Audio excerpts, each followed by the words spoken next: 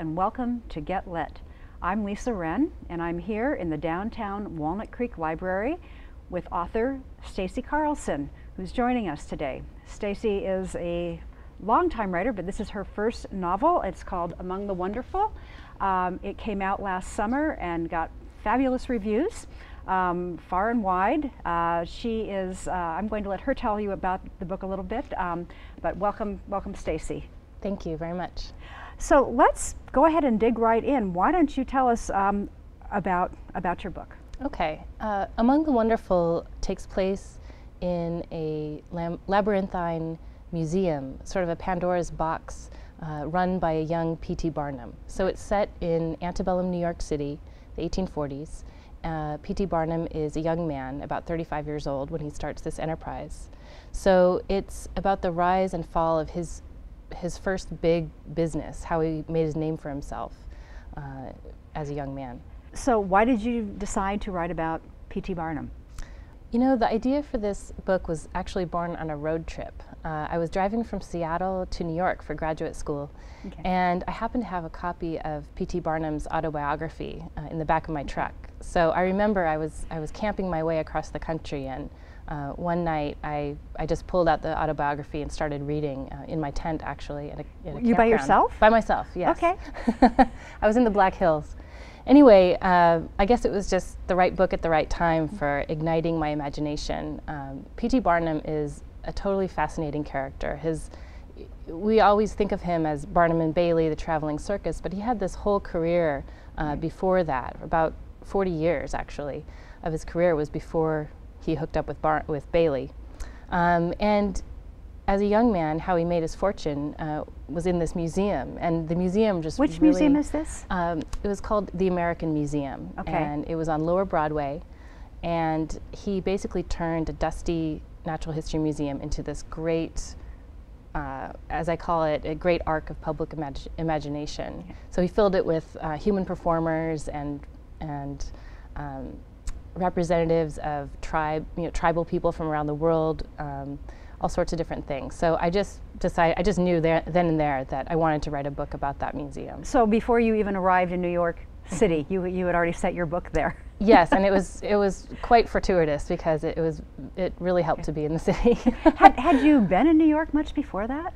I went to college in Connecticut, so I had been to New York several times. But you hadn't lived there. Right. Okay. So, as I remember reading somewhere, you did a fair amount of research on this book? Oh, yes. And where did you do that? Well, for the 2 years I lived in New York, a lot of it was in the New York Public Library. And research is sort of a dual passion for me, along with writing fiction. Okay. So I spent days and days in there. My main source for material to create the world of New York in the 1840s came from newspapers of the time. Yeah, definitely. They were the perfect medium to find out, obviously, what was in the news, what was going on. Did you read them on microfiche? I did, yeah. So a lot of my time was spent down in the basement of the New York Public Library.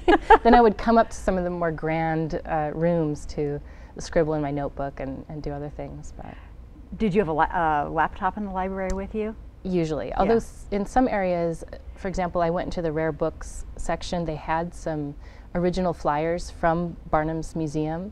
I got to look at, and you can't bring your laptop in there. You just have to wear gloves and have a pencil, and that's it. Wow. Your book is filled with amazing characters. Talk to me. Is there any particular ones there that you're most fond of? Yes, it really is an ensemble cast, and the two main characters are a giantess, Anna Swift, and a taxidermist, the museum taxidermist.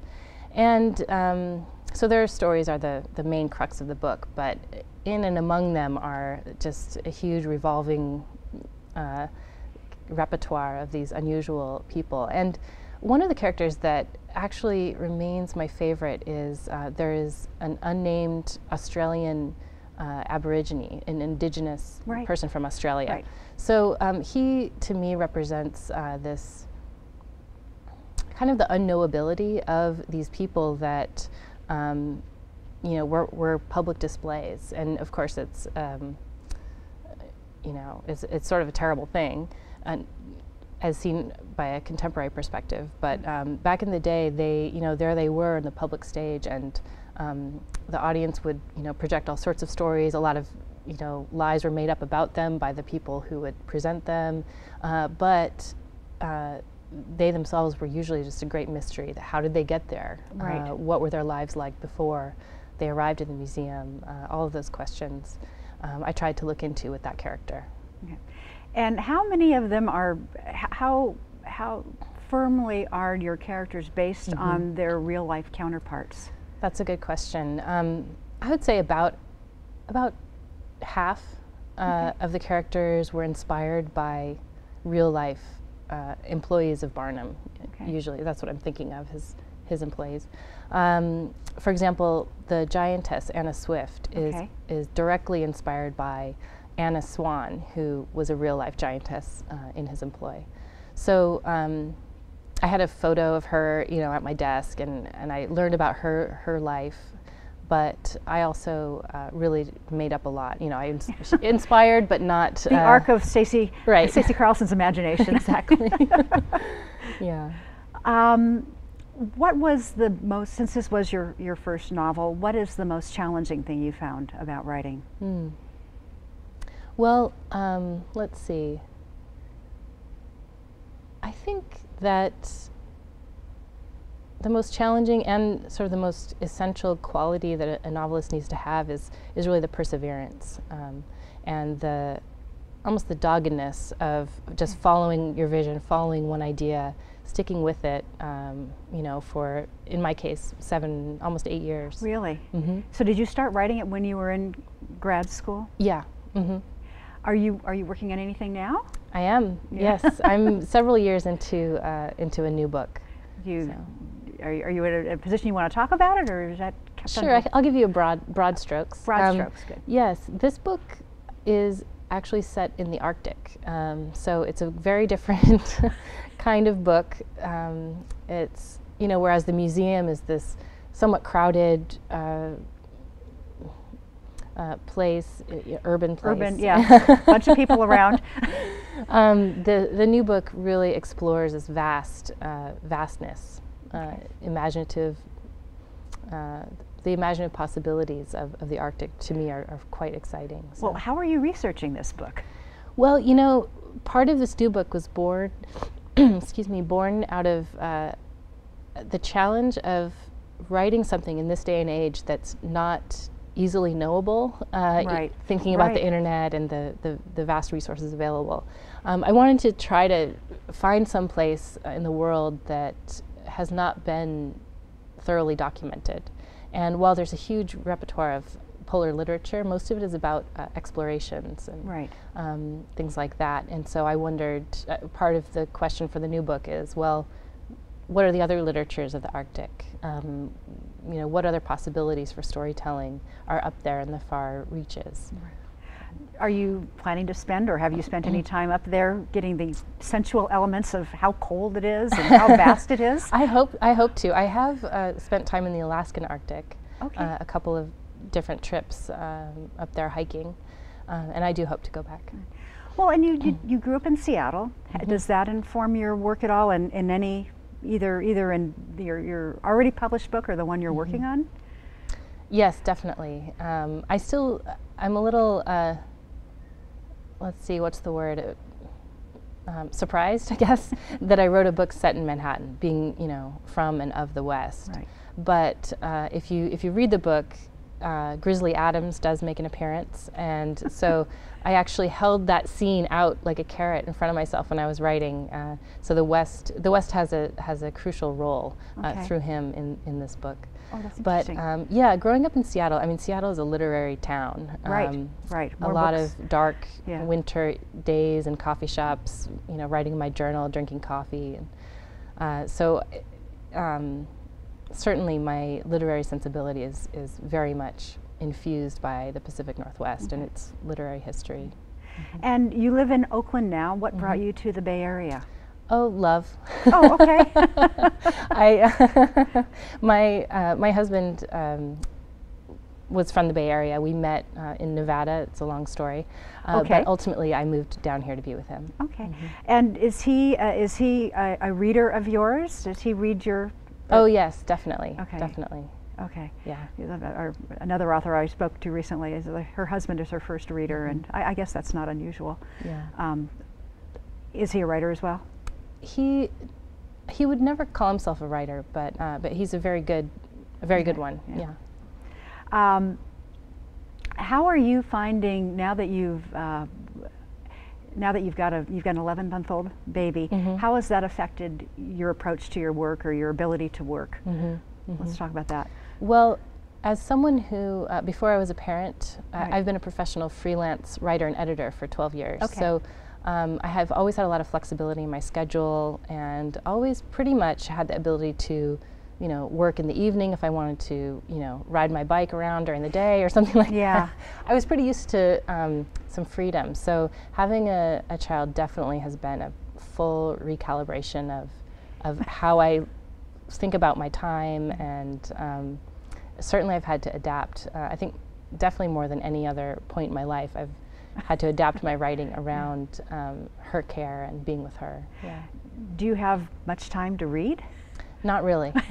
Not at this point. I'm hopeful though. Now she's sleeping more through the night, so that really was a huge catalyst to my well-being. I feel sane again, and so I'm hopeful. I'm reading some poems, so short pieces as well. When you do have time to read, and more than poems, although I think reading poetry is probably a wonderful way to sort of refuel yourself for writing. What are some of the books that you've enjoyed most recently? My taste in books is quite eclectic right now. I'm reading the poems. I'm also diving into a book about the Basque people, the history of the Basque people. Yeah, I just finished a book about Greenland, the Arctic theme. Okay. And then I'm also reading, also on my bedside table is a book of Lydia Davis's short stories. Oh, so. Okay. When did you decide you wanted to be a writer? I guess I'm one of those people. I've always written. I remember in elementary school stapling together some pieces of paper and writing a novel, basically, about 9 pages long. So I really am one of, I've just always written. Wow. And is this the first novel you've attempted, or have you tried anything and it's just not worked out for you? Actually, I do have a novel that I wrote before this one. So when I describe this as my first novel, I guess it's my debut your first published novel. Yeah. Okay. So, but I do have another book that I wrote many years ago, unpublished right now, set in rural Washington State. Okay. It really shows the Northwest atmospheric, sort of ominous tone of a, and that book, I'm very proud of it, and I wonder if one day it'll come out from being a doorstop and be published. I'm not sure. I would imagine it'd be very challenging. You write a whole book, it doesn't get published for one reason or another, and then you dive in and you write it. Was it hard to start over and try again, or no? Is that something you've heard other writers have done? You mean to put one aside without it having been published? Yeah, I think a lot of writers have done it. Yeah. Okay. And so it wasn't that hard to just start? At the time, it was sort of a long story, but I had an agent, and then it didn't really work out. And then actually September 11th happened, and that even, just rocked the publishing world for a while. And when things settled down, it just didn't work out with that book. Right. And there was enough upheaval with that, plus the advent of this new idea for my next book. I knew it was the right thing to do, to move on. It spoke to you. Yeah. So, when you were growing up, did you go to libraries? Oh, yes, all the time. So the neighborhood where I grew up on Queen Anne Hill in Seattle has a beautiful old library. I think there's a name for it architecturally, but it's a beautiful, just brick, classic library with wooden, a lot of wood inside, and I spent a lot of time there. when you were a kid and you would come home with arms full of books, right, and a right. teenager. And what library do you have a local library you go to now? Yeah, well, it took me a while to sort of dive into the Oakland library system, but there Okay. is a great library in our neighborhood. Okay. And actually what got me into it was my daughter. They have a baby story time. Right. And so she would go to that, and then we'd walk around afterwards, and I'd, you know, read it. I'd think to myself, oh, it's been too long, you know, since I've been in a library, and so I'm looking forward to spending more time there. Do you ever write in a library? Well, you did when you were working on your first book. Definitely. And at different times in my life, I've lived either with, you know, housemates or something like that, where I needed a quiet place to go, and I've often gone to my local library. Okay. So beyond the characters in this book, this wonderful ensemble, you also talk to broader themes. You really talk to essentially the evolution of entertainment. Tell me a little bit about that and what you were trying to do there and what you discovered yourself in writing. Sure. Well, as the writing of the novel went on, I became more and more fascinated with what I perceived as this moment in American history when modern entertainment essentially was born. And I chose Barnum to be kind of a trickster figure that serves as a catalyst for this change in our culture. And so, you know, the taxidermist character kind of represents the older paradigm, where everything is, he's obsessed with taxonomy, everything needs to be in this, you know, all the ducks need to be together and all this sort of thing. And then Barnum comes along and changes that paradigm. And there are living exhibits, nothing is categorized, things could be real or fake. And as I wrote about it, I started to see a lot of modern advertising, and I started to see more and more contemporary themes in this 19th century museum. So, you know, Barnum's ambition and his focus on making money. And his brand. Yeah, his brand, exactly. And the ominous undertones of that, his sort of exploitation and capitalizing on people's desire to be fooled or, you know, what have you. So there are a lot of themes that I think are quite contemporary in this book as well. We have one more question, then I know we need to wrap it up. If P.T. Barnum were alive today, what would he be doing? Oh wow, that's a really good question. Let's see, gosh. My first instinct was say he might be a Jeff Bezos type character running a company like Amazon, but I don't know. That's really maybe going to the extreme. My guess is he'd probably be involved in like the Paris Hilton side of celebrity, the cult of celebrity. The celebrity, the exploitation, maybe he'd be an agent, a Hollywood agent that chooses these young stars, the Justin Biebers of our time, and sets them on their way. That is entertainment. If you'd like to read more about it and speculate yourself about what P.T. Barnum might have done, and certainly, you know, a really, really interesting read into what he did in the real life P.T. Barnum did in the past, I encourage you to read Among the Wonderful. And I would like to thank Stacy Carlson again for joining us today. Thank you. Join us next time for Get Lit. Here in downtown Walnut Creek at the library on Walnut Creek Television. Thanks.